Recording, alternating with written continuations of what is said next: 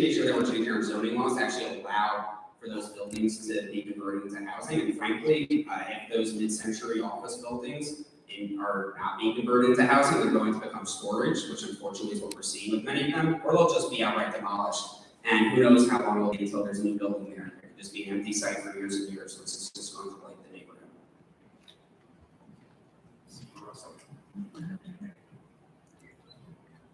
So I think there are a number of things that we need to do to address the housing crisis that we're seeing. Okay? First of all, we need a much more effective system than 421A, which is expired, in terms of getting incentives for affordable units. What we saw was that 421A didn't get the number of units that we needed, and in the rare instances where we did get affordable units, they were out of reach of the people who actually needed them. The threshold to be able to live there was too high, and so they actually, unfortunately, went to waste. So we need a much better incentive system that's actually going to get us more units, and also thresholds set at a level where the people who really need affordable housing are able to get it.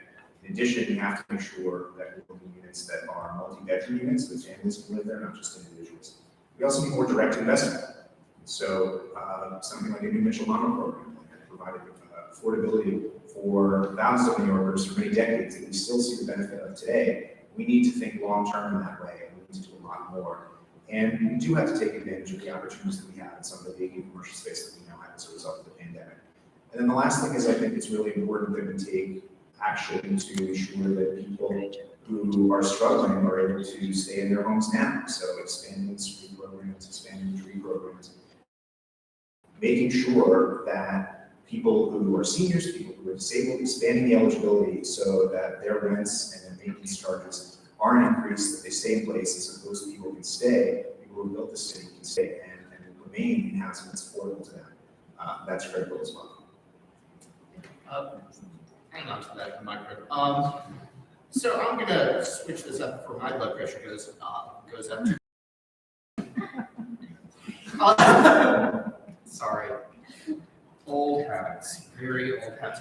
I'd like to actually talk about changing topics. I'd like to talk about public safety.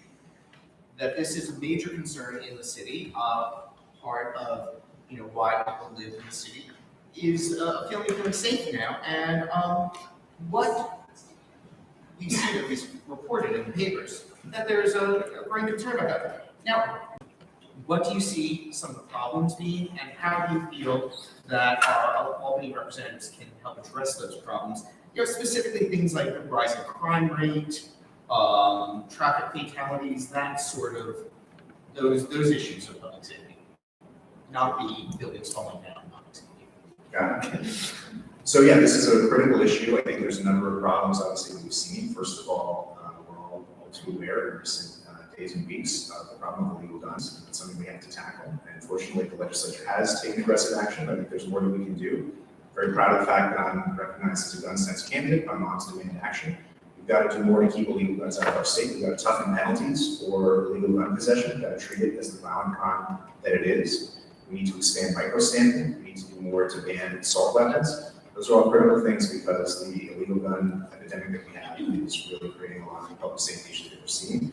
We've also got to do more to keep repeat offenders off the street, because in the instances that we're seeing in the news all too often, it's people who have previously been arrested for similar kinds of incidents, and yet inexplicably they're out on the street. So we need to change the law, the state law issue, to give judges discretion to use their judgment to be able to not release repeat offenders, not release people who are dangerous. People are coming before them. This is the job that judges are elected or appointed to do, as the case may be, and that's what we need to empower them to do.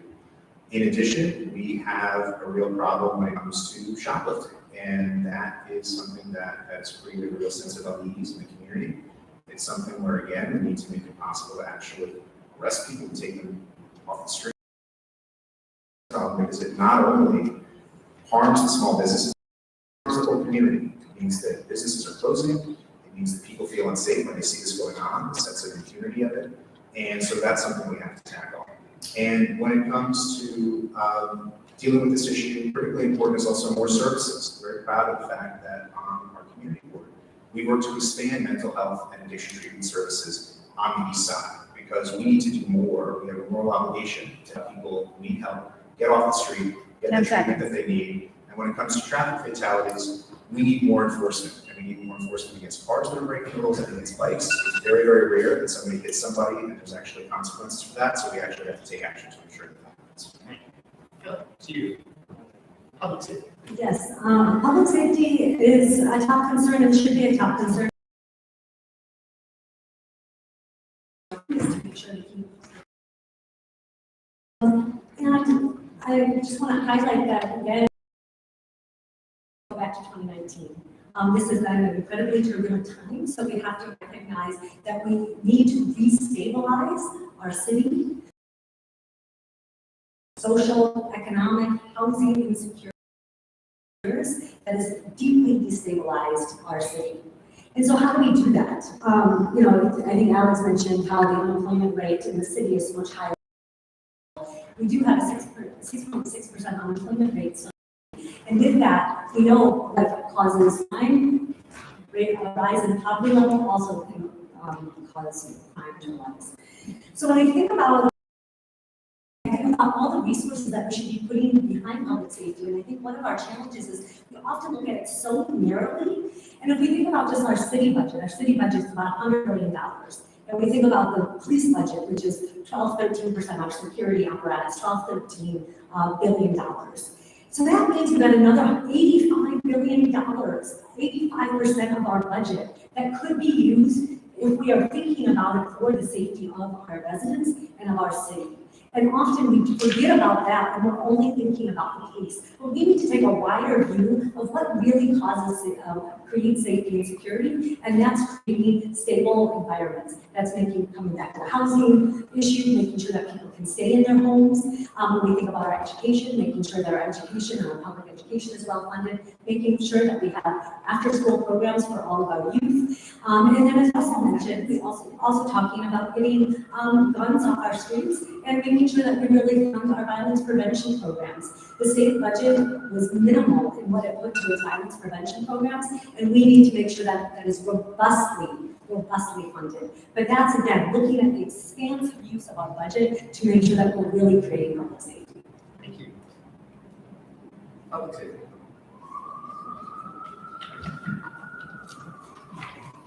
So when it comes to public safety, there's something we need to address. Russell sent this mailer out accusing me of being supported by organizations that want to defund the police.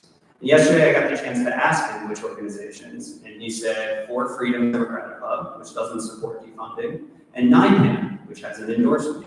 NIPAN, a local chapter that doesn't support defund, did, but I refused to endorse me, probably because I believe in public safety. So at best, this is misleading to voters. But there's something else that stuck out to me about it, and it's this imagery of a destroyed police car. I've seen imagery like this before, twice, in fact. The first was my grandfather's patrol car. He was a New York City police officer on the east side, and two people threw a garbage can full of bricks through the windshield, attempting to kill him. The second time I've seen an image like this is my uncle's cop car. He's a state trooper in Jersey, and three people shot 55 rounds of live ammunition, machine gun fire, trying to kill him. Russell, you're better than this. I know you from before we were running, and I know that a consultant told you this is what you had to spend to win, but we're talking about real people's lives here. Politics is not a game. And while you're up here trying to act tough, you're insulting families like mine that have actually worked to keep this city safe. Now, I have So my question to you, and I'd love a live response, will you send a revised version of this mail with your face on it, or will you right here fully renounce Stonewall's endorsement? So the mailer is accurate. For Freedom's Democratic Club did endorse defunding the police. You can also try and split hairs all you want about NIPAN, which version of NIPAN did what. But the fact of the matter is there are organizations that are in favor of defunding the police that endorse it. So the mailer is accurate. Stonewall Democratic Club as a club does not endorse defunding the police, so that's not accurate. So the answer to your question is no. No what? To neither?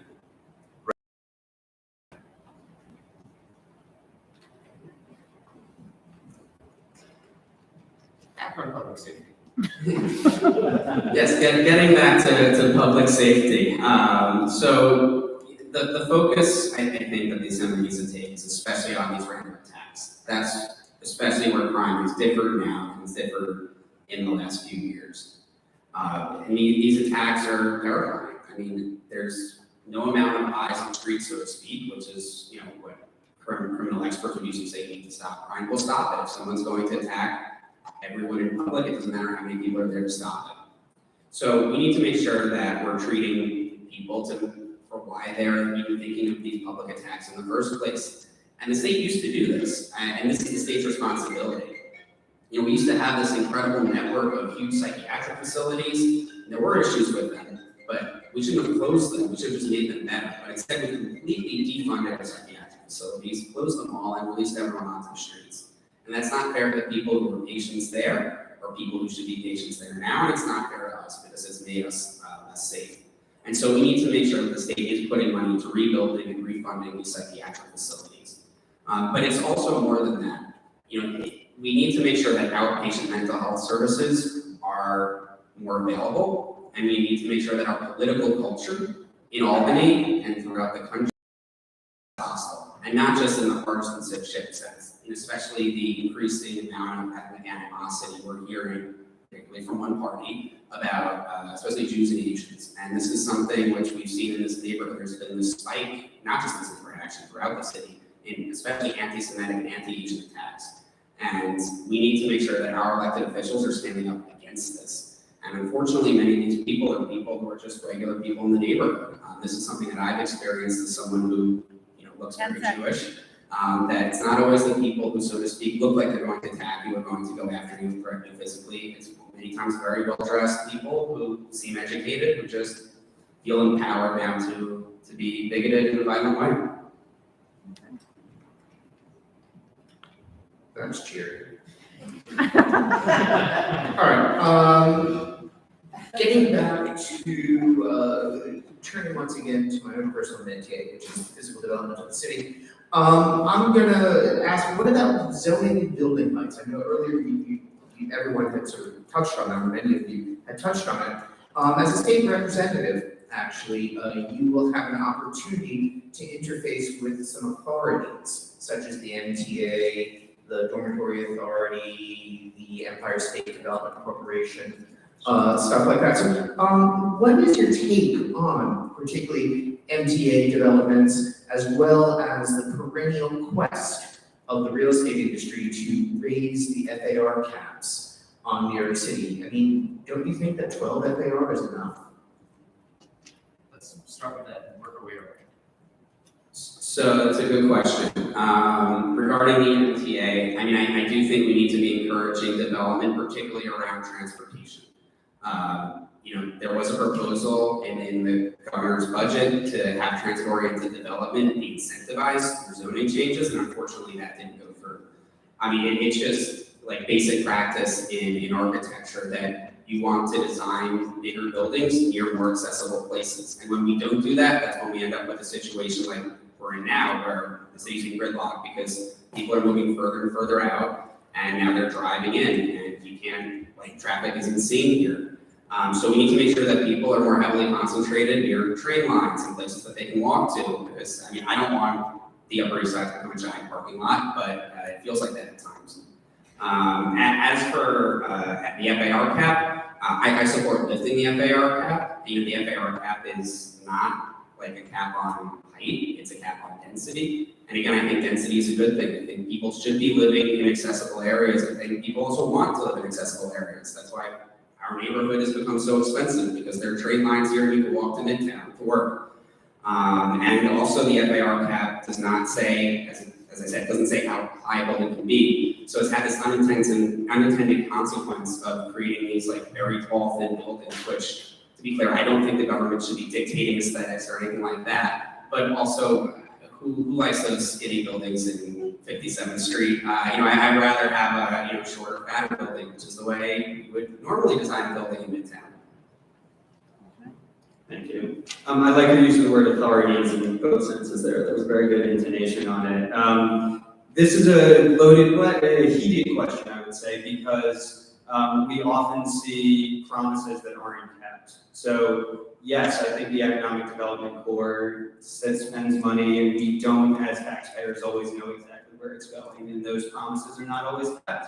And I would make sure that we have real oversight of these authorities that are spending to make sure that they're benefiting our communities. The MTA is another example. Right now, it takes the MTA far too long to build improvements and developments in New York City. Building a mile of subway line in New York costs 4 times what it does in Europe. There's reasons for that that include very long delays, which is why the only subway that's been built in the last 100 years has been one that is here on the Upper East Side. So we need advocates that will fight for all of that. When it comes to the FAR cap, the law in New York State passed in the 60s that no new building could have over 12 floor area ratio. Many buildings from before that time are above that FAR cap, not just ones like the Empire State Building, but many others that you've seen. Getting rid of it at the state level would not mean all buildings could now go over it. It would kick it to the city, and it would allow the New York City and communities to decide what's best for their community. And I would love to empower the communities to make those choices. Ones that want to have a little more density that can help afford the housing crisis should have that. It shouldn't be dictated to them from Albany. Action-packed question. So in terms of just zoning, I do want to just highlight that I really appreciate the mayor's zoning for economic opportunity that he's been talking about the last few days to really provide more flexibility for businesses to repurpose their space. And I do think that moving forward, thinking again about all the changes to the city, we need to be encouraging creative thinking to look at how our space is being used. And really, I think a couple of you have mentioned, really thinking about some of the regulations and removing unnecessary regulations or limitations in that creativity to think about repurposing our space. When we think about the MTA, it is so expensive. And, Alex mentioned how much more expensive our train lines are compared to cities in Europe and LA. And so, why is that? I mean, if we think about the oversight of the MTA and the board, it's really controlled by one person. I mean, there are other entities that are able to nominate people to the board, but it's really controlled by the governor. And so we need to make sure that there is more oversight for the MTA. That is absolutely critical to making sure that the MTA is responsive to the people, all of us here, and not really just accountable to the governor. And when we think about the MTA, in addition to the costs that were mentioned, also, we are in a climate crisis too. We talk about housing crisis, we're also in a climate crisis right now. And we have to make sure that our MTAs be responsive to the fact that we are in this climate crisis. Again, we don't want to be encouraging people to have to live very far out to drive, and we know that's a problem. But we also need to make sure that any improvements, any additions to the MTA need to be in line with our climate responsibilities. Also accessibility, which is a huge issue, throughout the city, but especially in this district where we have a number of seniors, a number of young families with strollers, and we have to make sure, again, the MTA is not just responsive to this one board, but responsive to us, and there's an oversight role for the assembly in that. So I think our state government needs to use the power and leverage that it has to get more affordability. And so in the case of the MTA, I think we've seen projects on MTA land that could have had a lot more affordability that didn't include that. And I mentioned oversight at the start of my introduction. I've cross-examined witnesses under oath. We need more effective oversight. That's the sort of experience and skills that we need in order to ensure that the MTA is taking full advantage of what it has when these projects are getting built, and ensuring that the affordability that we all want is actually included in a meaningful way.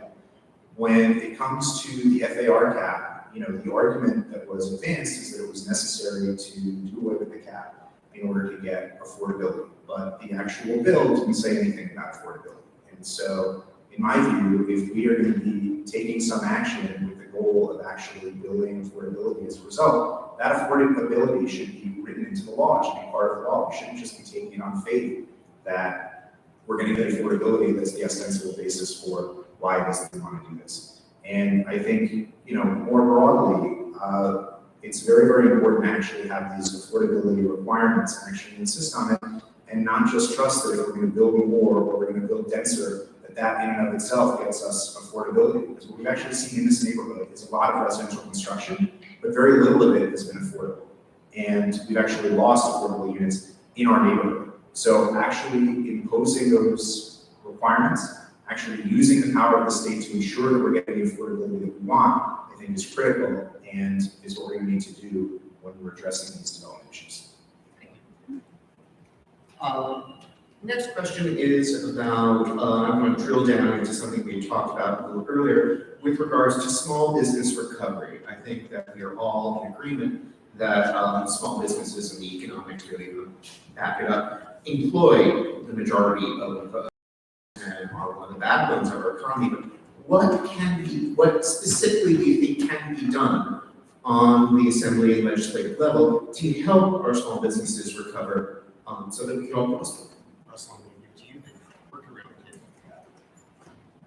Thank you. So I testified about this in the Small Business Committee of the City Council, and I think there are a number of things that we can do to help our small businesses, which really are the economic backbone of our city. So for one thing, I think we need to streamline points of contact for the small businesses when they're dealing with the government. In many cases, they're dealing with multiple different agencies, and this is true at the city level, but also at the state level. And that's time consuming. And when you think about a small business owner who's got his or her entire livelihood invested in a small business, it's all they do, they spend every day and night doing that. The sort of time that it takes to deal with multiple different agencies on multiple different issues, it really does add up, and it adds up in dollars and cents. And so streamlining on the government side to give small business owners one point of contact and handling the distribution, dealing with the different agencies on the government side and coordinating that would go a long way to helping small businesses deal with the various issues that they face. In addition, we've got to cut down on nuisance fines and fees because we have our small businesses that in many cases, I think for the most part, really want to do the right thing. They're in the community, they very often live in the community where the business is. They want to break the law, they want to do the right thing, they want to follow the rules, and occasionally they make a mistake and they may run foul of some provision or other. And instead of slamming them with some sort of a punitive fine fee that's going to impact their ability to employ people in the neighborhood and their ability to stay in business, let's give them a warning instead. And they'll fix the problem will be addressed, and will actually help our small businesses stay in business.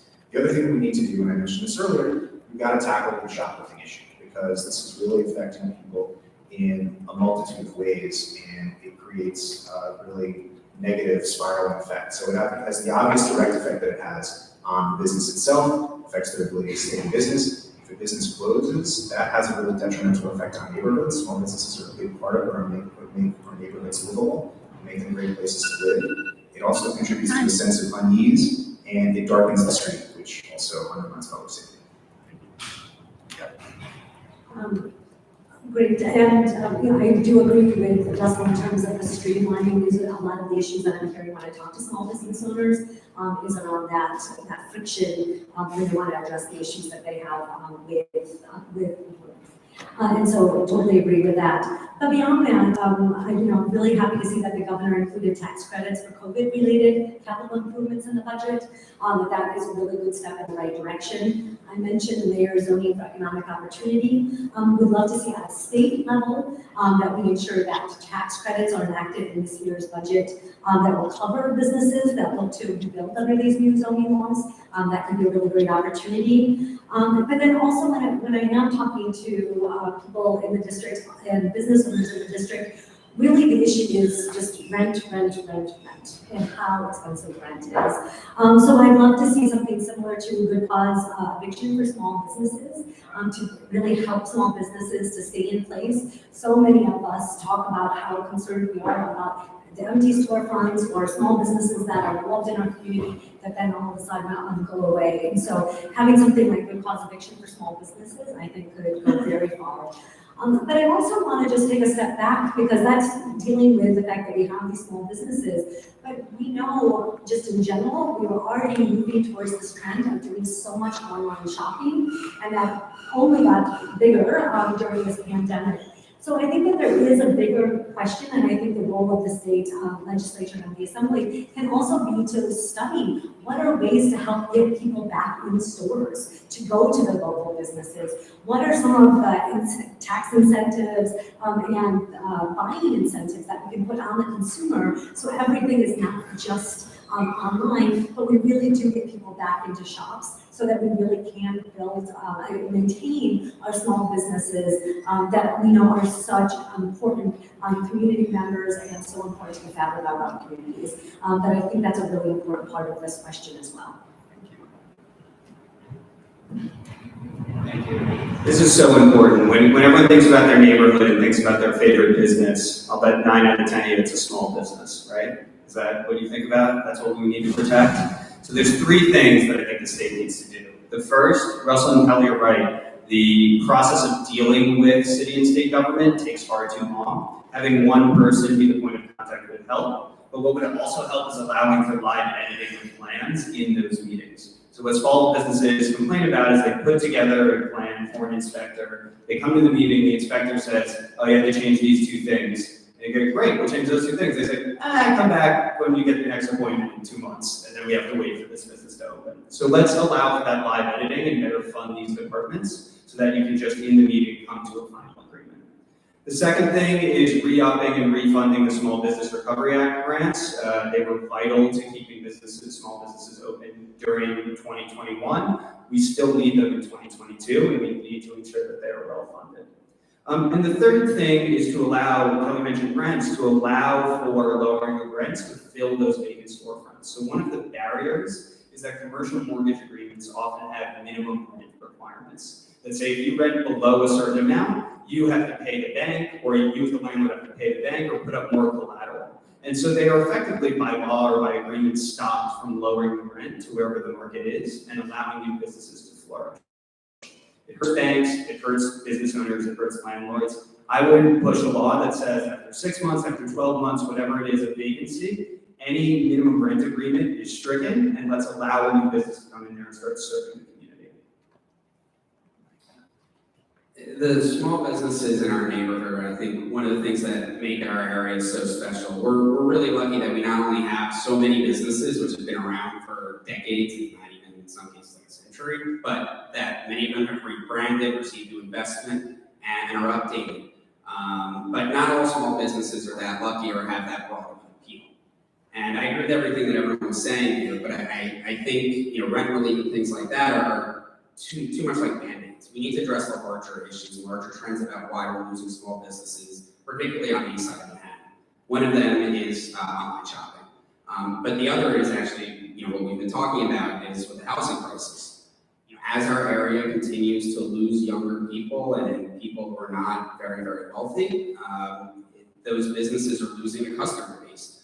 Anyone who's ever run a business knows that the most successful business is one with the most diverse customer base. But if businesses here have to rely upon only one type of person who's shopping at one time of day, who's buying only one type of item, it's going to be really impossible for that business to stay afloat unless they're receiving significant government help. And my hope is that these businesses will be able to stay afloat without the state keeping them alive.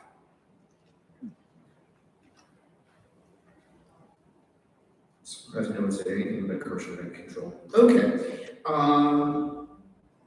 let's now pivot to more of a quality of life, because we're going to start talking around that along. There have been increased, again, that is something that affects all of us. Concerns about everything from noise concerns, the helicopter problems, sirens, construction, sanitation is a really big thing too that I know we're all dealing with, particularly the restaurant sheds. How would you balance that? Also, I mean, coming from the state perspective, obviously a lot of these things are locally controlled. But for example, they're talking about bringing casinos into New York City. And that will have the possibility of having an enormous effect, and that is actually based around the state. So how would you work, in Albany to better our quality of life on those issues? So I think anyone who's ever left New York City knows that our city does not have to be as dirty as it is right now. there is no reason that New York has to be this way. Because other major cities, similar sized cities in our country, throughout the world, are way cleaner. And New York can easily implement all of those policies that keep those other cities cleaner. So first of all, we need to be putting waste in containers, not in plastic bags on the street. It sounds like common sense, but yet the city continues to just throw bags of garbage on the street, and then people and rats come and roll in, and the garbage flies around everywhere. If we just say containers, that wouldn't be an issue. The other thing is with restaurant sheds. You know, this is something which again is wonderful. Being able to dine outside. This is something that other cities were doing for decades before we did it, and yet we haven't found a way to properly regulate this. So there are often empty sheds which rats are living in. There are sheds which are decrepit, which again rats are living in. All the city has to do is inspect these facilities and make sure that if they're abandoned, that they're taken down, and that there be basic design standards for them.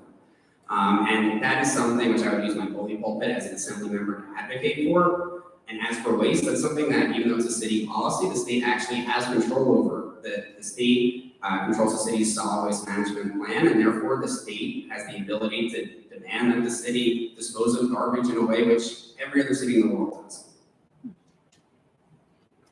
This is such a big topic. I feel like each of us could choose a different part of quality of life, and so sanitation was a great one. Well, I'll leave that to Adam.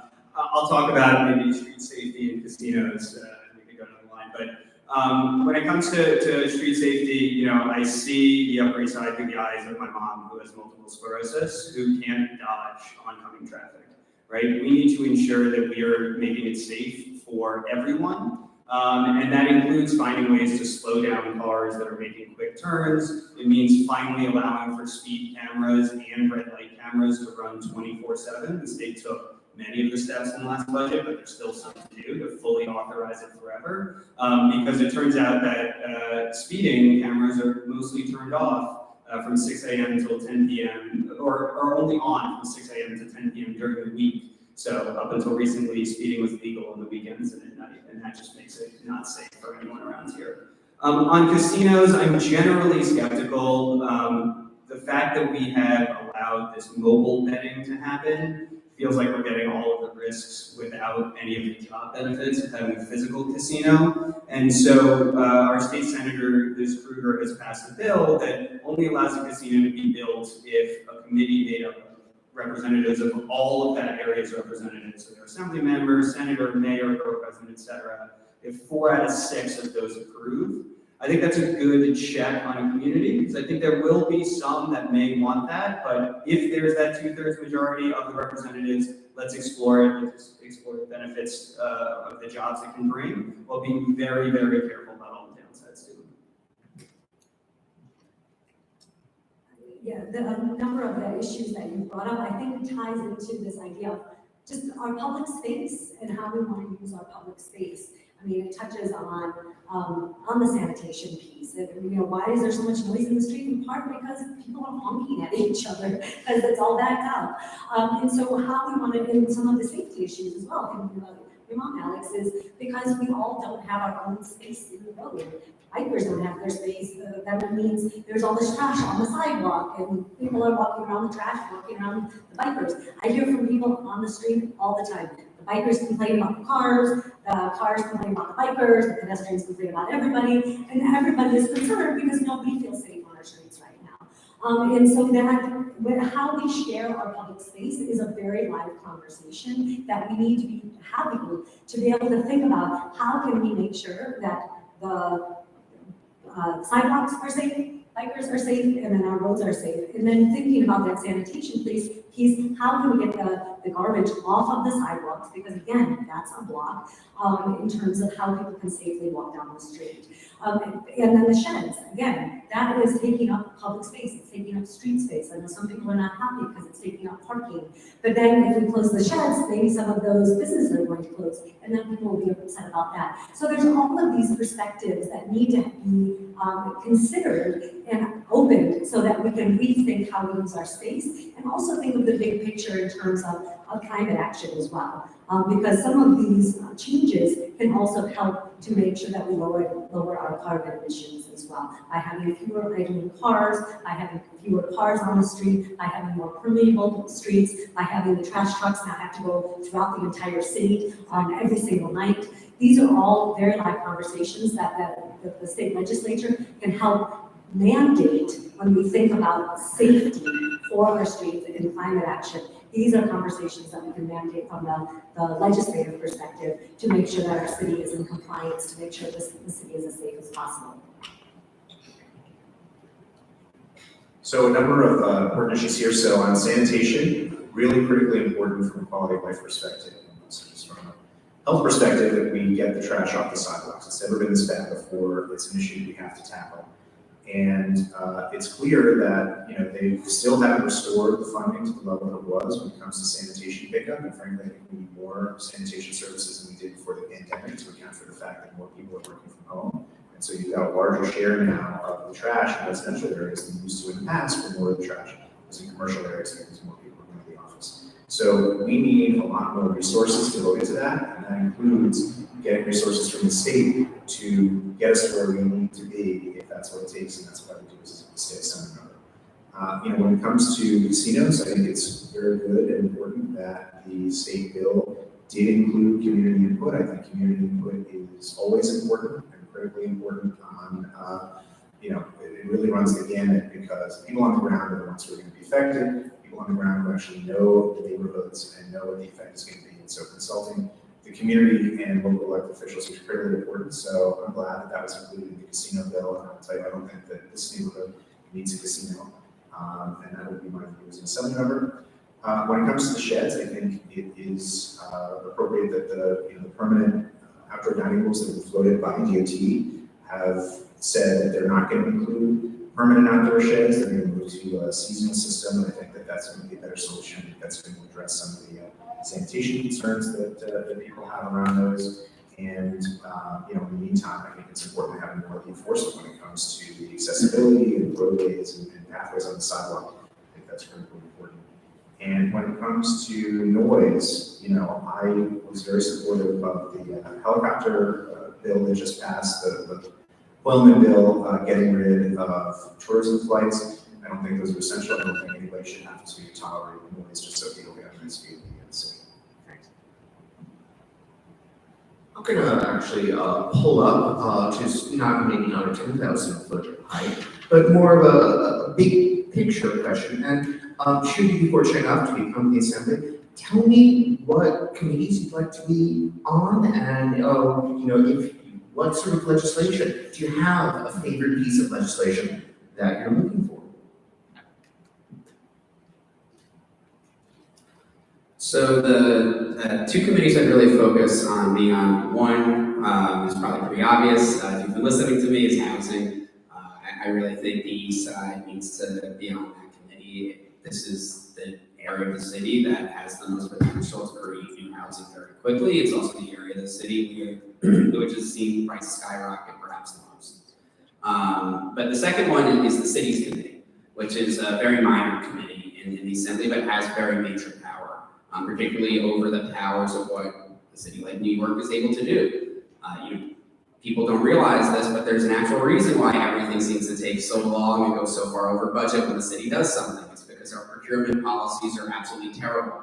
The city isn't allowed to just go with who's ever best whenever they're buying a product, whenever they're building something. They have to just go with who's ever the cheapest. And you know, if you've ever redone a kitchen, you know that the cheapest is often the worst and therefore the most expensive in the long term. So I think it's really important here in this area where we're talking about finishing the Second Avenue subway, that we have someone on the committee making sure that money is used well and that project is completed on time and on budget, because we're in an amazing moment where there actually is money to finish the Second Avenue subway. As for pieces of legislation, I'd say it would be the Oilman bill, removing exclusionary laws. Senator Oilman has a bill which will hopefully start to gain traction, which is really going to force the suburbs to start taking on the housing crisis as well. I don't think it should just be the east side of Manhattan that has to build new housing. I think Long Island, Westchester, everyone has to chip in. It shouldn't just be on us. this legislation? So the correct answer on committees is Ways and Means, which funds the whole government, right? If you're being a dork about that, but that's for whatever Carl will allow, right? You have to be realistic of where you're going to end up on committees. There's a number that I would love to serve on. Housing is a wonderful one. Health is another one. I talked about the importance of insurance and what we need to do to protect people here. One that I think I would set me apart is the Science and Technology Committee. It is not the most prestigious of assembly committees. It is one of the newer ones, but I think we need to change that because there's so many opportunities for government to actually take better advantage of technology to serve all of us in a way that is cheaper, in a way that is better. Just this past month, our comptroller put out an audit of our Medicaid system and found that the contractor that built the Medicaid software had made a mistake, doesn't check whether a doctor is ever ineligible, and over 4 years it cost New York taxpayers $4 billion. Over 4 years it cost taxpayers $1 billion. And so we need actual scientists in office, we need engineers in office, we need people who are focused on building. In terms of favorite legislation, there's a number. I think the Oilman bill is fantastic. Transit-oriented development and accessory dwelling units, which I mentioned before, to expand housing, especially in the suburbs, are wonderful. But perhaps maybe a new one, I don't know if that's the question, but I'll take it that way, I would pass a bill that would make one-stop shop for all the benefits that you need from New York State. One place that you can go to that has all of the forms in an easy to identify way that makes it simple to interact with government instead of the morass, the red tape, the bureaucracy that makes everyone think, Albany's not up there serving us.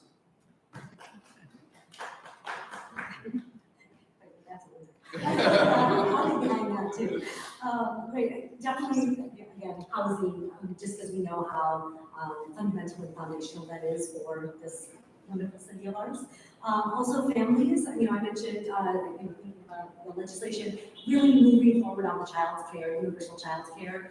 There was some good progress in this last year, but it doesn't go far enough to really address the depth of the need in this city and in this state for families to have affordable and accessible child care.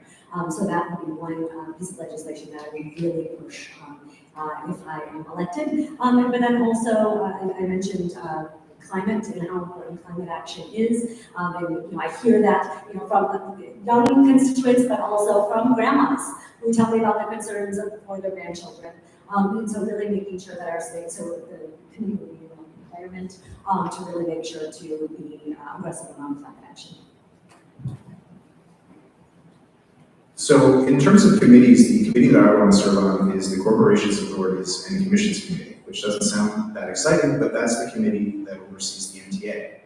So one of the constant sources of frustration that we in New York City have is the fact that the MTA is controlled by New York State. And so it's very, very important that our state representatives and state leadership do an effective job in ensuring oversight of the MTA, ensuring that the city is getting funding from the state to fully fund the MTA and fund the MTA's capital expansion projects, including the Second Avenue subway, and expanding service, because right now we've had a situation where the service has gotten a lot worse, there's longer wait times.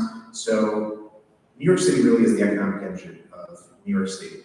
And as I mentioned before, the MTA, our transit system, is the economic backbone of our city. And so the city does a lot for the state. I think we don't really ask for a whole lot in return, but one thing we really need is actual funding, full funding for the MTA. And that also comes down to oversight. I mentioned the importance of oversight and the fact that oversight is something that we're really sorely lacking in state government. We can all think of hearings that we've seen at the federal level, hearings that we've seen at the city council level. I don't think anybody's ever seen a real serious oversight hearing at the state level. It's all too rare. So again, my experience, I've worked on investigations, my experience working on cross-examining people, taking depositions, I mean, these are sort of nuts and bolts things that we need to have effective oversight, and that's why I want to be on that committee to ensure that we're holding the MTA accountable. In terms of legislation, I think there's a few things that I would do. First of all, and this would start as legislation, a constitutional amendment to protect women's right to choose and to protect the right of New Yorkers to have an abortion. And that would start as legislation. It's critically important, more important than ever, now in the face of what we're seeing around the country. And the other thing I would do is, well, I'll just leave it there on that legislation. All right. We're getting into the mailbag section of this. So starting with Russell, is your position on your proposed offshore wind turbine farms? And how will you deal with the increasing rising energy costs in general? Thanks. So, I think that it's critically important when we're dealing with the rise of energy costs that we invest in sustainable energy, because what we're seeing now with the rise of energy costs is price shocks related to the fact that, commodity prices are going up and oil prices are going up. If we build and invest in the sustainable energy sources that we need here locally, here in New York State, we will not only create jobs, we will also ensure that we are protected against these kinds of price shocks that we've seen from activities and things that are happening all over the world. And frankly, wind is an important source of renewable energy, and so that's part of it, and of course solar as well. So really essential that we make those investments now to ensure that we're going to have the sustainable energy we need to meet the climate goals that the state has. I think we need short-term action, and we need to take steps at the state level to provide aid to people who are struggling with rising energy costs, seniors whose rising costs are making it harder for them to stay in their apartments. We can pass aid now to protect seniors, to protect people with low incomes who are struggling for that reason.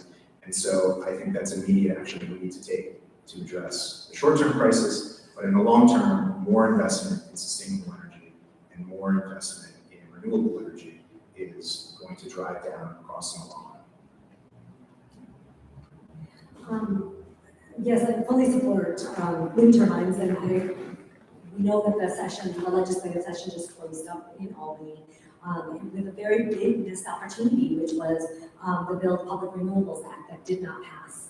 And that was a real opportunity for the state to make sure that it manages energy and the cost of energy within the state by taking out the need to raise money from investors and make sure that the investors are actually making money all the time. Because right now, we know a lot of these prices are going up, even though a number of these companies have moved to renewables. But because they also want to make money, the charges are being pushed down to the consumer. And so if we could have the Build Public Renewables Act passed, which would have to wait now again until next year, that really takes that profit motive out of our energy and can make sure that we actually stabilize our energy costs here in New York and really invest in renewables, which is what we need for the state. And so we're not, as Russell mentioned, dependent on fossil fuel providers around the world, that we could be at war with at one point or trying to stave off a war. And that is really critically important for the security of our resources here in the state. But in terms of making sure that we deal with the short-term solutions, again, the legislature just closed up and they actually did not resolve some of the rising costs and give any relief to people right at this moment. So we could, call on another session in the fall so that there could be some relief. Otherwise, it will be for next year. We can actually, as a legislator, cap the spikes in fuel costs for constituents and for people around the state. And I think that would be really important so that to really address this affordability crisis that we're having in the city and in the state. Yes, I support new renewable energy. I support more competition in building renewable energy. Do you know that New York State bans Con Edison from producing renewable energy in the state? Con Edison is the second or third largest producer of renewable energy in the country, but they can't do it here in New York. And you might think, well, that's because we're protecting the New York Power Authority, the public utility that New York State owns. No, we banned the New York Power Authority from producing renewable energy here in New York. We need the wind turbines. We need a lot more competition when it comes to renewable energy. Kelly's right, we need to cap the rates that are set. The Public Service Commission, which is appointed by the Senate, controls those rates. let's align incentives and maybe only let them like cap any rates on fossil fuels. You can't charge any more on that and give them an incentive maybe to build renewable energy. Let's play with different ways of aligning where people are going. But on rising rates, the dirty secret of this is that these long-term investments will take a while to pay off and people need help right now. And we have the resources to do that. We already have programs set up in New York to forgive your debt if you start paying on time, to give grants, to give aid, but people can't find them, or people don't believe them, because that's what Albany is known for. What I've spent the past 2 years doing is building those exact systems to get money out of the bureaucracy to the people that need it, by finding out who is eligible for it, by cleaning up the websites, and by sending direct text messages or other ways of reaching out, so that people know about the money that's out there, where a fraction of it is ever claimed. So when I'm in Albany, I'll be focused not on just passing a bill that gets money into the program, but in the end result of getting that money to families that need it. So I agree with everything everyone said. We definitely need to be building more renewables, but we also need to be looking at the core of the problem, which is that our supply of fossil fuels, particularly natural gas, is completely unreliable and may even get worse. This war with Ukraine exposed something which people long knew, which is the fact that too much of the world is dependent upon Russia and its allies for their power. And now we're seeing the results of that, and this may only get worse if the war escalates. So we should have been doing this years ago, but we need to make sure now that as New York State, we're moving away from fossil fuel power. And we need to look at where are we using most of these fossil fuels, and it's in buildings. For instance, 70% of New York City's carbon emissions, they come from buildings.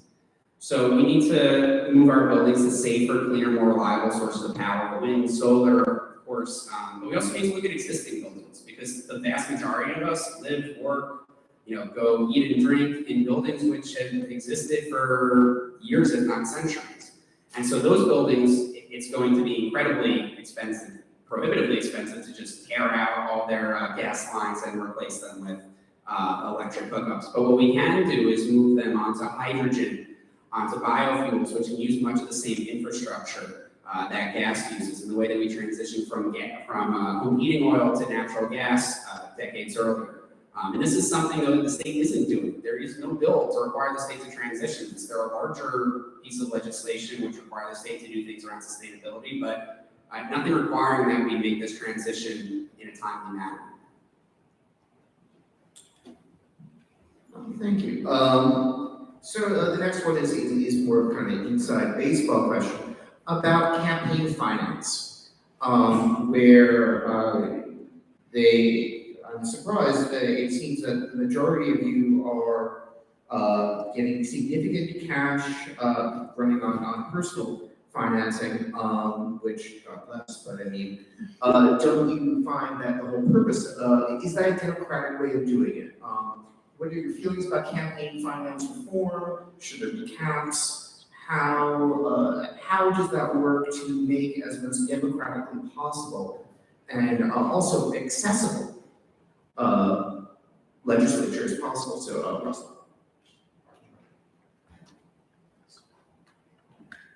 So I think we need serious ethics reform in Albany. I think it's a constant source of frustration for people, and rightly so. And what we've seen over the years is constant game playing from the legislature and from the governor, where we have a sort of series of different legislative agencies and watchdogs and what have you, but at the end of the day, we don't have an actual independent watchdog, which is what we've long needed and what we still need.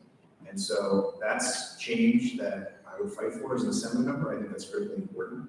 I think it certainly comes into play in the realm of campaign finance. And so I think, frankly, the fact that we have campaign finance limits that are higher than what the federal government has, I think we should address that. We should change that. I think it's good that we're moving at the state level to a publicly financed system. I think that's important, and an important reform that's coming in. And so I'm very strongly in favor of campaign finance reform and legislative ethics. I will say I don't think that there's anything wrong with providing funding from oneself to one's own campaign. I think that that's an appropriate thing to do. in my case, I would say it's one that I've earned, and so I don't think that there's anything wrong with putting that into my campaign. It's really important that we have more ethics and more independent ethics oversight in Albany. Absolutely, in terms of ethics reform, I think that there is in terms of campaign financing, the barriers to entry to run for office are really, really high. And that is really unfortunate. Again, I think District 73 is really lucky that so many people want to run for office here. But I think it is really hard for people to run for office because of how much it costs. You know, people having to take time off from work. And then having to raise money, especially if people are not independently wealthy or don't have family wealth.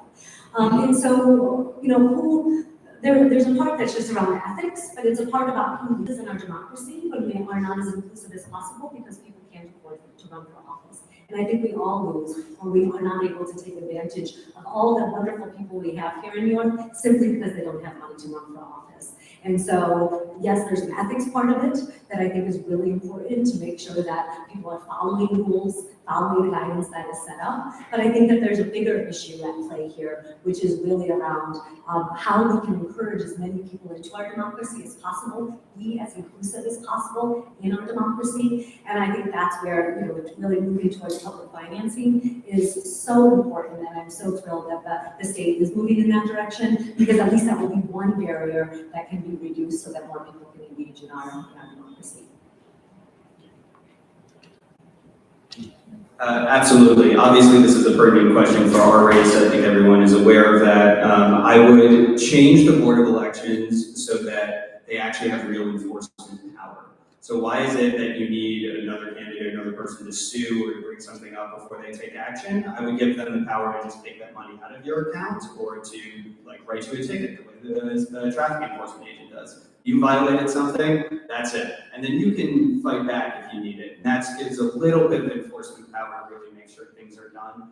I would absolutely support more matching funds tied into a cap. So it's very good that the state is moving to matching funds for the next election cycle, but we left out a cap on how much you can spend. And that's an important reform for two reasons. One, it levels the playing field, it allows many more people to participate. And two, it limits the number of mailers that all of you get.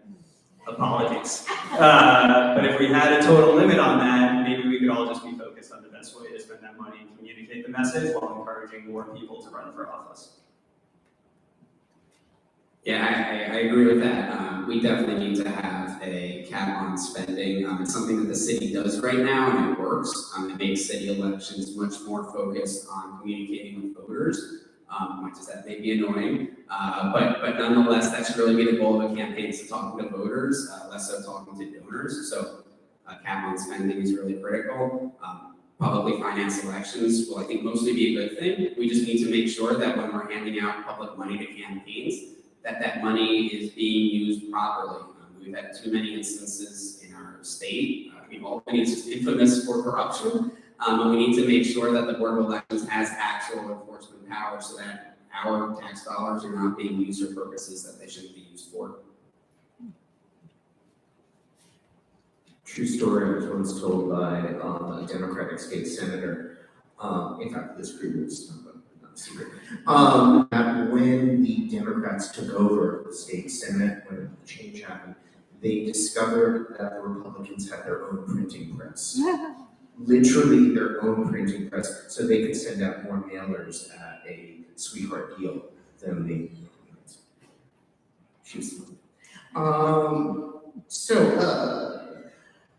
would you support more supportive housing for the mentally ill, specifically in this community district? Small group homes and shelters, single rooms with supportive services.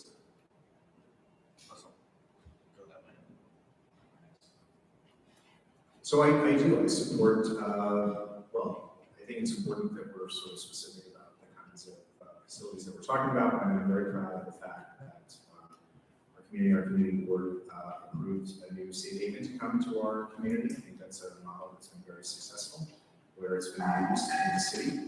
And So I think that's a critically important component of ensuring that people get the help that they need, people who are on the street get the addiction treatment services that they need, that they get the mental health treatment services that they need. And I think supportive housing is also a very important part of the equation. Making sure, again, getting people off the street, I think we have a moral obligation to do that. And I also think that it will aid in the public safety situation that we are dealing with. So, you know, I'm in favor of doing as I've said, and I think if we want to get people who are on the street in this community off of the street, then the way to do that is to provide service options and facilities in this community to help them. Yes, to echo what Russell said, we all, when we come back to the housing crisis that we have, supportive housing is part of that. And so we need supportive housing to make sure that we can care for people that need help to get back on their feet, to rebuild their lives. And so this community, you know, I'm sure wants to be part of the solution to help the unhoused and people that are in need of supportive housing options to be available to them. And so absolutely support that for this district and for the rest of the city, so that we can really help to get people back on track to be able to be, you know, again, housed. That is, as Russell said, a moral obligation that I think that we have in the city and state. So absolutely. Yes, I'm so proud of this compassionate and caring community that we have, and in order to solve these problems, in order to provide services that benefit people, we're going to need every community to do its part. And if you have many facilities across many communities, it actually reduces much of the problems that people think of when they think about surrounding areas with these facilities, because they think of one large one where it's all concentrated. But spreading it out in the community, making sure that every community is doing its part, is the best way for us to care for our neighbors, and I'm so proud that this community continues to do that. So yes, I strongly support supportive housing in our community. The sad truth is that if people aren't in supportive housing, they're on the streets, and that's not fair to them, and it's not fair to us. But it's about way more than just supportive housing. I mean, this whole conversation about supportive housing suddenly becoming popular in politics is wonderful, but it reminds me so much of 10 years ago when everyone was speaking about shelters being the solution. But as we've seen, shelters aren't enough. People need services, and now we're talking about supportive housing, which is great, it's also helpful. But what about the people who have really, really serious mental illness and addiction issues? Those people who, you know, need more than just 6 months or a year of living in a home with, you know, occasional treatment. They need psychiatric facilities, and the state is doing nothing to rebuild those psychiatric facilities. Facilities that we once had, which were incredibly effective. And so I would strongly support funding for psychiatric facilities, and I'll support expanding the ability of the state to institutionalize people, because it's the right thing to do. We can't let people continue to go without services because we don't want to pay for them. Thank you. I'd like to have an off discussion with institutionalizing and Willowbrook and stuff like that. But what changes to bail eligibility, sentencing, Kendra's law, would you suggest that would make New Yorkers more safe, and also open to other suggestions as well?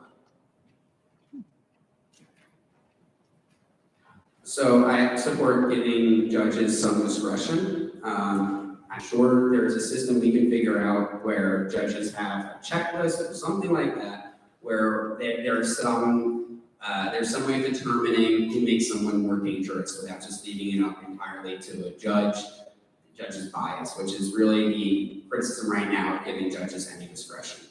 I think there has to be a system. We have to figure this out. This isn't an all or nothing approach. We just can't continue to let dangerous people be on the streets. As I said before, it's not fair to them, and it's not fair to us. But bail reform is not the solution, it's only part of it. As I said, we really need to make sure that those people who are seriously ill and continuing to commit crimes are being put in places where they're being treated, not just going to jail where they're only being made more violent and put in a worse state. building off of what Adam said, that checklist has been started. The budget allowed for judges to take into account previous violations of protective orders, to take into account gun use in their crimes, and to take into account whether there was harm to specific people. I support those changes, and I think that's a way to give people more discretion while making sure that it is actually a guarded thing that isn't abused. But to focus on sort of the broader conversation, I think one of the tragedies of bail reform is that it's eaten up 99% of the conversation, and it might affect 1% of the crimes. And if you really want to have a solution, it requires mental health services, it requires homeless services, but it also requires funding the court system. Kelly told you earlier about how the NYPD costs $11 billion, and the courts cost $3 or $4 billion, or sorry, the corrections, prisons cost $3 or $4 billion. The entire court system, prosecutors, defendants, or public defenders, and judges, cost $1.25 billion. And because of this, we are not guaranteeing the right to a speedy trial to the defendants in New York. And that hurts on both sides. That means innocent people are kept in jail longer awaiting trial, and it means guilty repeat offenders are let out free because we don't have the resources to actually prosecute them or prosecute them quickly. So if you want to solve crime, if you want to actually give people a fair trial, we have a procedure for deciding who should be in jail or not. It's called a trial. And what we need to do is fund those and make sure that people have that right to a speedy trial so that we can get these repeat offenders off the street while making sure people who are innocent get justice. As Alex noted, the bail reform conversation became a stand-in for all public safety conversations, which then didn't allow us to have the public safety conversations, which are the conversations we really need to be having. Because safety is a concern for a lot of people, but I feel like a lot of people understand that what we need are to make sure that we create stability for people in the city. When we're just talking about bail reform, we're not talking about how we really use our resources to help get back to stability. And so that's where bail reform, I think you talked about making sure that there's a checklist.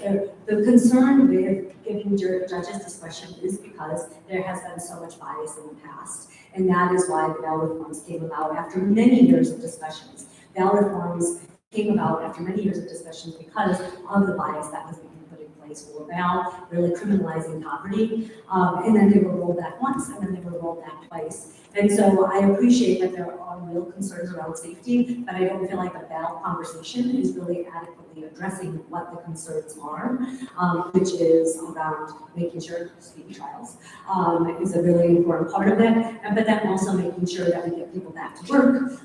We help to stabilize our communities in many different ways, and hopefully now that this session has closed, we can really focus on the most important parts of public safety reform.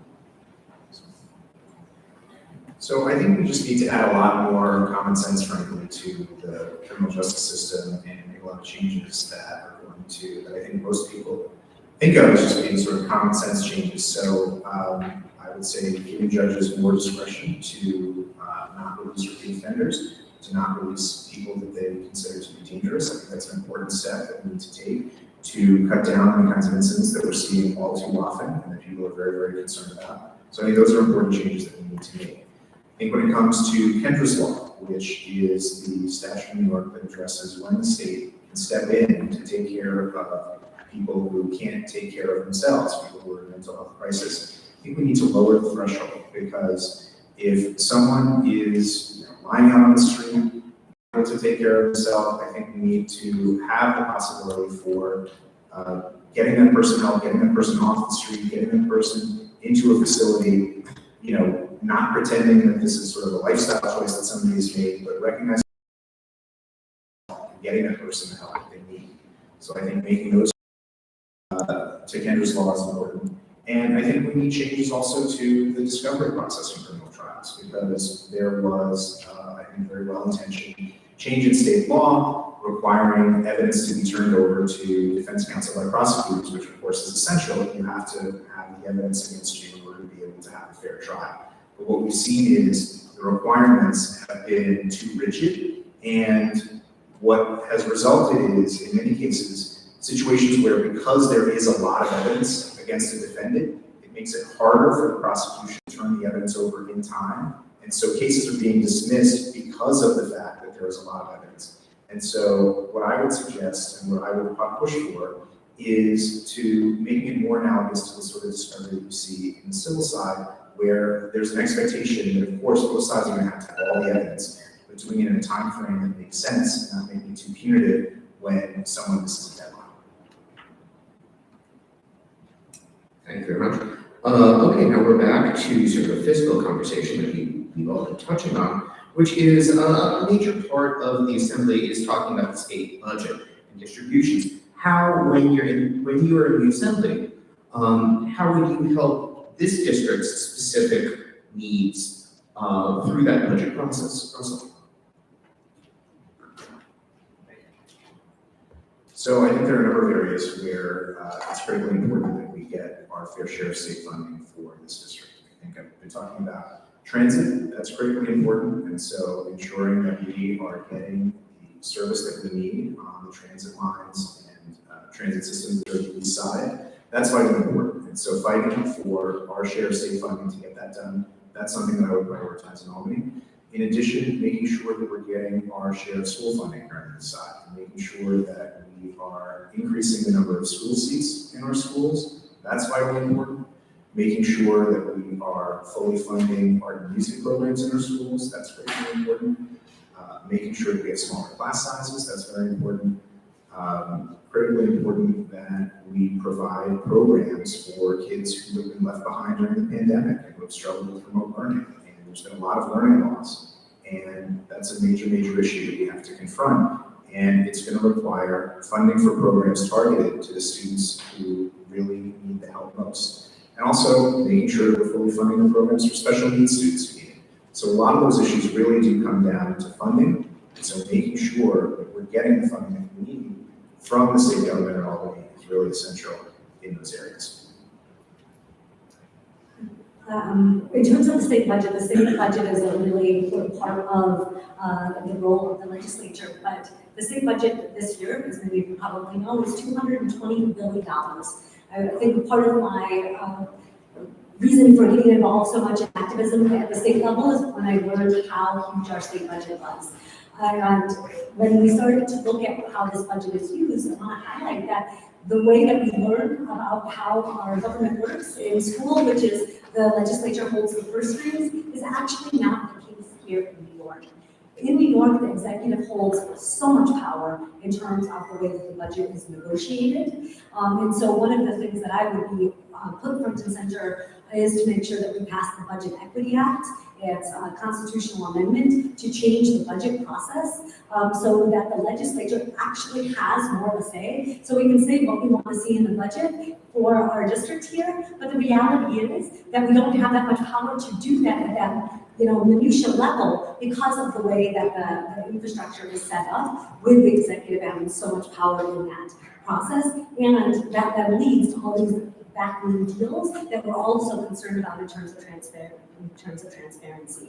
So I will go to fight for resources for this district, but first and foremost is that we have to address the way that the system is set up with Budget Equity Act. It's currently held by Assembly Member Godfrey, who's retiring this year, to make sure that he actually hands it over to somebody else so that that can get passed as quickly as possible so that we can change that balance of power so that legislators can actually truly advocate for their constituents to make sure that those resources that we know we need for our schools, for our roads, for our health facilities, home health aides, all of that can actually be advocated for because we have a system where we actually have a voice on behalf of public.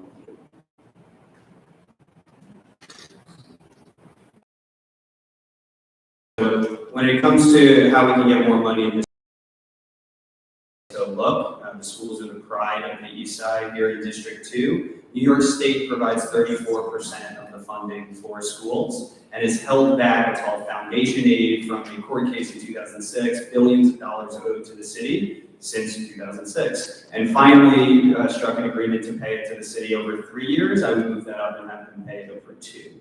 We want to focus on building up our schools all throughout New York City, especially here on the East Side.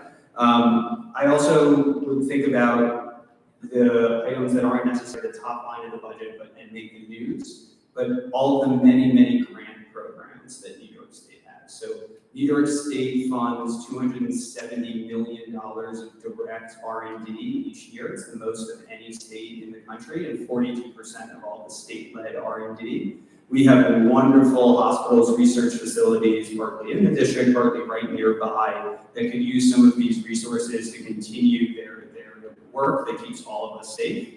And I'd also look at things like the Environmental Protection Fund, which was fully funded, or was funded at $400 million, a higher amount than has ever been before, and does actually provide resources for preservation activities, or for other activities, much like some of the work that Carnegie Hill Neighbors and similar organizations do. So not just thinking about those top line things in the budget, but thinking about where can I pull from all the grant programs to make sure that this district is getting its fair share.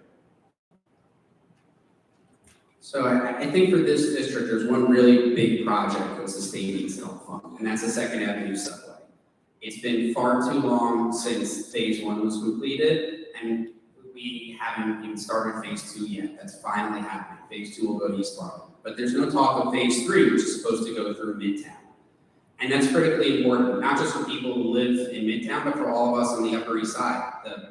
One of the main reasons people live in our neighborhood is because they work in Midtown. That's why the Upper East Side was built up in the first place. It's a place where people were working in Midtown in the late 1800s, wanted to move a little out of Midtown because it was so congested, to somewhere a little more serene like the Upper East Side. So if we're going to continue to make this an area that's accessible to the place where most people work, and therefore be a place that attracts people who are working, we need to be completing the Second Avenue subway. So the state, which controls the MTA, is the agency that operates and builds the Second Avenue subway, needs to make sure that the money that is out there, of which there is for the first time in the Second Avenue subway's history, a lot of money for it, the state needs to make sure that that money is actually going to complete the Second Avenue subway. And this should also come in conjunction with procurement reforms, like the Second Avenue subway phase 1 through our neighborhood was far too over budget, over time, and therefore the impacts on small businesses were enormous. We need to make sure that that this project, when it goes through Midtown, is going to be done in a timely manner so that we're not putting out small businesses, but actually Second Avenue subway is something which is going to generate a huge amount of business for everyone who's in Midtown East. Okay, back to the mailbag. How would you employ Albany to get guns off the street? I mean, are there specific things that you can think of that could or should be done? There's a lot that could be done. We need to do a better job, especially making sure that people who are prone to violence and have violent histories are not getting their hands on guns. That is the most important thing we can be doing.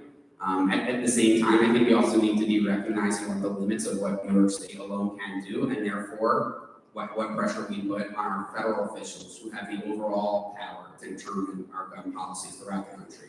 Because as good as New York can be, we're bordered by Pennsylvania. New Hampshire isn't that far away. If those states choose to elect, very conservative elected officials to run their states, they will continue to have gun laws which are far more open than us. People can just go drive over to Pennsylvania, drive over to New Hampshire, and then come back here and unfortunately commit crimes.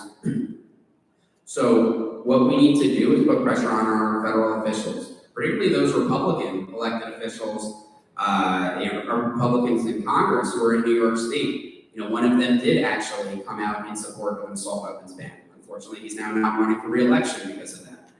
But we need to make sure we do actually have a Republican in New York City in our congressional delegation that they are supporting common sense gun policies that will affect the entire country. This is an issue that's close to all of us. Russell mentioned he's running as a Moms Men Action Gun Sense candidate. I think we're all running as Moms Men Action Gun Sense candidates. So we're all focused on taking guns off the street. What can Albany do? Well, we passed a bill to require micro-stamping so that we can actually track where bullets come from and solve more crimes. We need to continue to enforce that. We need to raise the age from buying any sort of long gun up to 21, which didn't pass in this budget. We need to enforce the ghost gun legislation that lets people buy parts of guns and put them together after the fact. Once the Supreme Court strikes down New York City's handgun law, as it's poised to do, we need to call a special session immediately to pass a bill that whatever area the Supreme Court has left us, we fill and ban immediately any new movement into guns. And lastly, we need to be as aggressive fighting guns as red states are fighting abortion. They have given us the playbook, and the playbook is ban everything you can and then allow private lawsuits for everything that you can't as a way of providing economic incentives against it. I think that's unconstitutional, but the Supreme Court wants to allow it, so let's make that happen. Let's allow private lawsuits towards any out-of-state manufacturer that sells a gun that is brought into New York State and commits a crime. Anyone who doesn't follow New York State laws and brings it in, let's sue them out of existence. Sometimes it's easier to make something unprofitable versus making it illegal. But whether we're making it illegal, whether we're making it unprofitable, we will make New York City safe.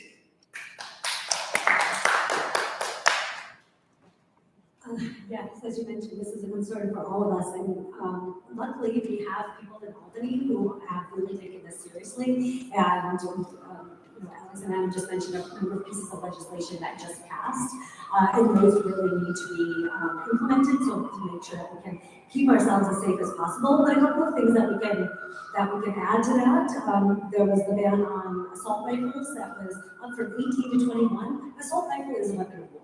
We don't need that at all. So that should be increased, and so that is just banned out of existence here in New York. Also, we need to invest more in violence interruption programs. We know that they are evidence-based, and there was $1 billion that was requested for violence interruption programs. And you might say, well, that's a lot of money. And yeah, it is a lot of money. But if we're really serious about keeping our communities safe, we know that is evidence-based, and it can really help to change the system that we have here in New York and how violence is actually prevented. We need to use that money in that way. Only $18 million was put into those programs.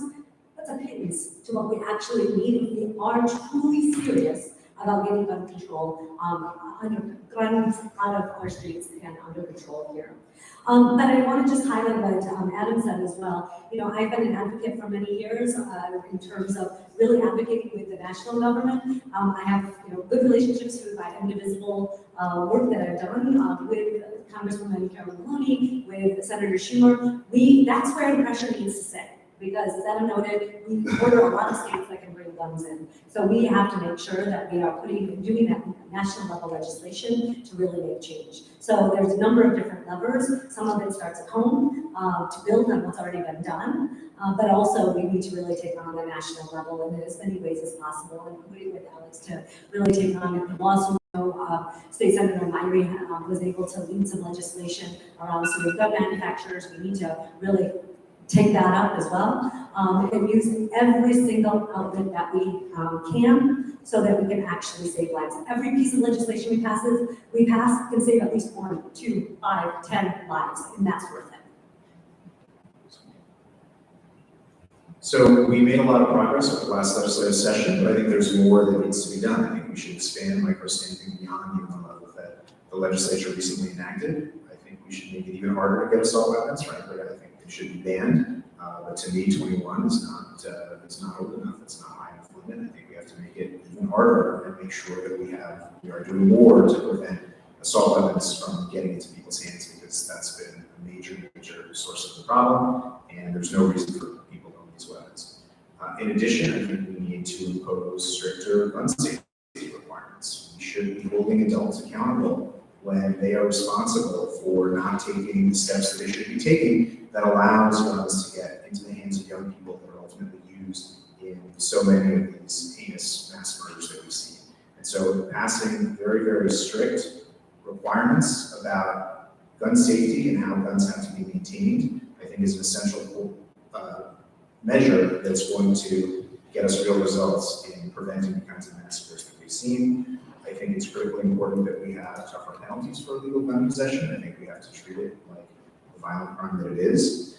And in legislating and making the budget and in oversight, we have to prioritize gun enforcement. We have to ensure that the state government and state law enforcement officials are prioritizing it. We have to make sure that we're getting them the resources that they need to do the job correctly, to do the essential work of keeping illegal guns from coming into our city and our state, And then the other thing that we really need, and this is why I think it's very important that we have experienced leadership in our state government, is increasingly we are seeing this onslaught from all over the country, from red states, from unfortunately the Republicans at the federal level, and if they take control of the federal government, they're going to impose all kinds of crazy legislation policies. And so having experienced leadership at the state level will be able to combat that and fight that, not just when it comes to guns, but also when it comes to choice, also when it comes to LGBTQ rights.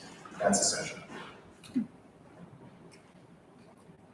Thank you. I think that we're all reasonably happy that I think New York State Attorney General Tish James is probably more than happy to sue everybody with regards to guns. Okay, we're starting to burn time, so I'm going to ask everybody. You've been very patient. And so I'm going to ask you to sort of wrap up. And when you're wrapping up and sort of giving us your final pitch, can you talk about what kind of legislator you think you'd be? You know, would you, what would you be looking for? And how's the whole? I mean, you're all newcomers in an open seat, which is a very kind of remarkable thing in New York State. And in the city particularly, so this has been quite an experience. So just maybe a little reflection on that and how we can see, imagine you in Albany. So that's. Actually,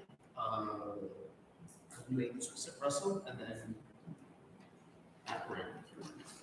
Thank you. So I'm really running on my experience, as I mentioned, my experience in the private sector, my experience in government, my experience in the community. And in particular, in terms of the kind of legislature that I would be, I think legislating really requires a number of skills. It requires the ability to bring people together to pass legislation, to get that legislation enacted, to get results.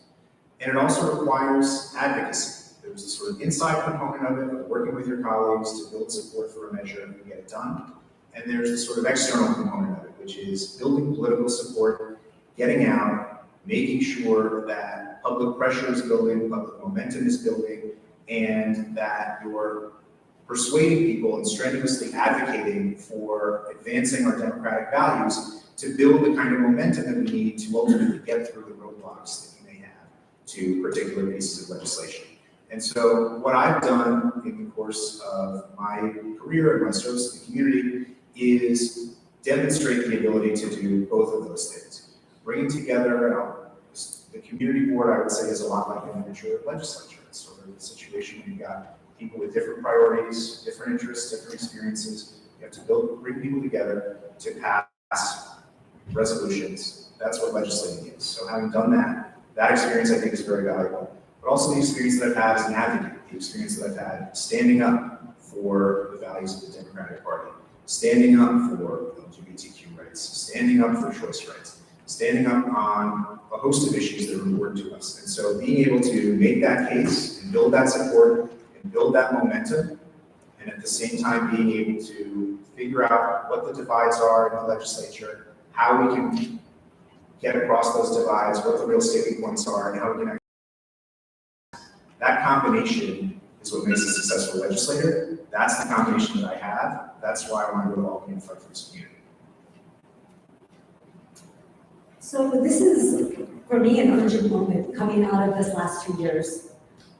With such a tumultuous last 2 years, we need a legislator that has the experience, the skills, to go to Albany and be able to fight for our city on day one.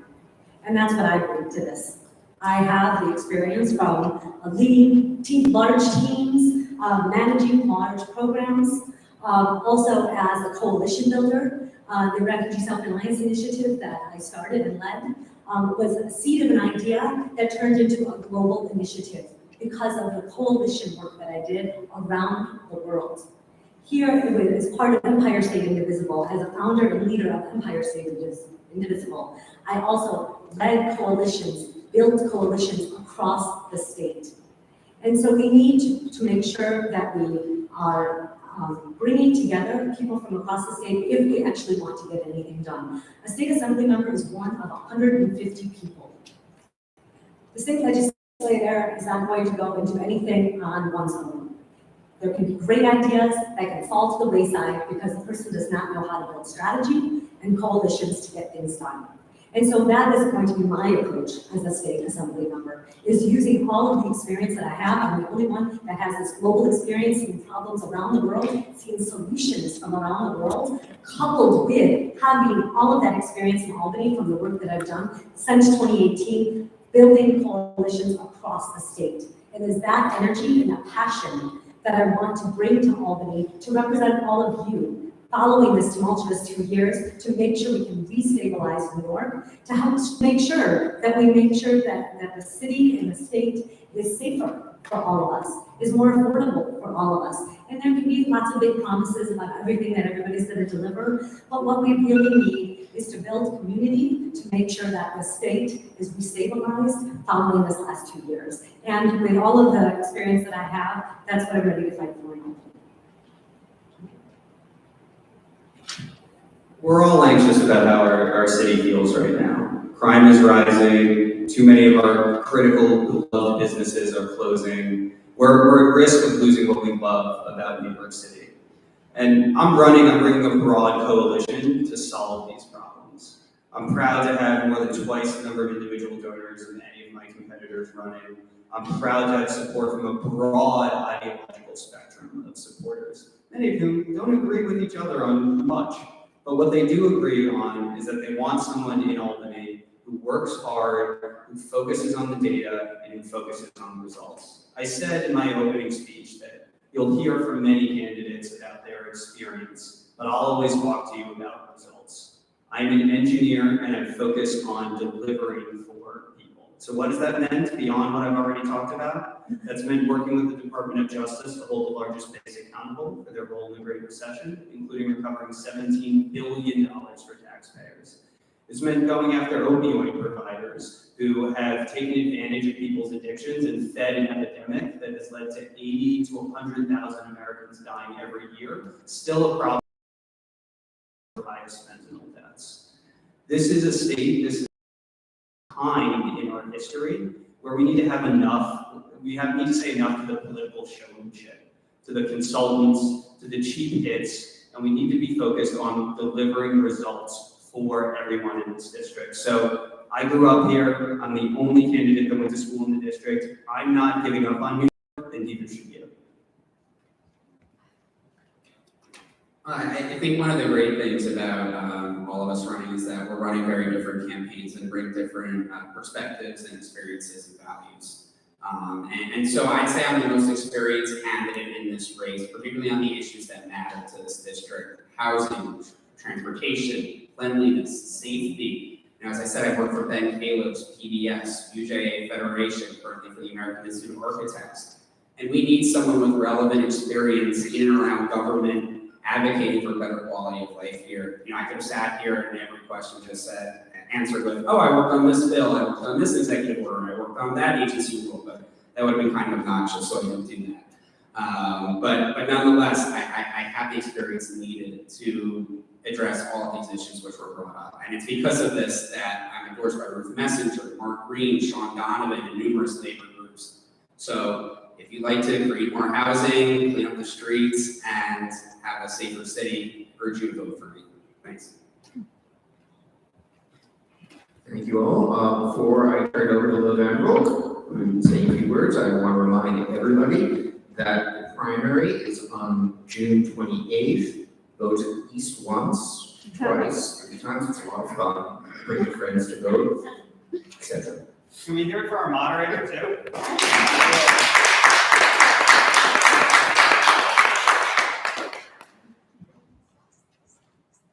Simeon, thank you so much for a second.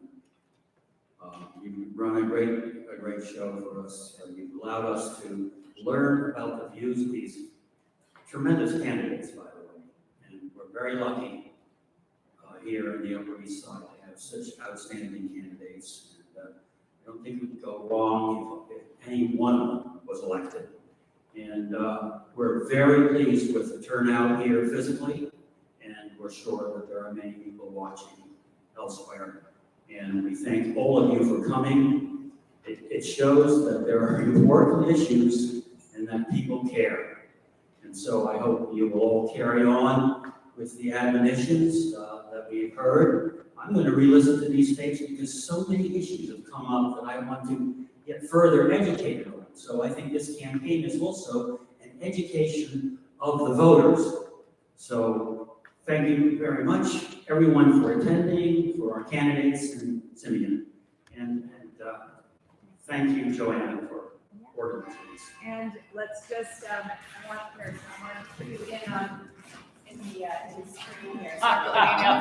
Okay. I'm Lo Vanderwall, President of Carnegie O'Magers. Thank you. And I'm glad to be here, and thank you so much, all of you, for coming. And please stay tuned. We're going to be doing more candidate forums over the summer for other races. And we hope that Simeon will join us again. I was very happy to have you moderating for us. And best of luck to the four of you. Thank you so much for joining us.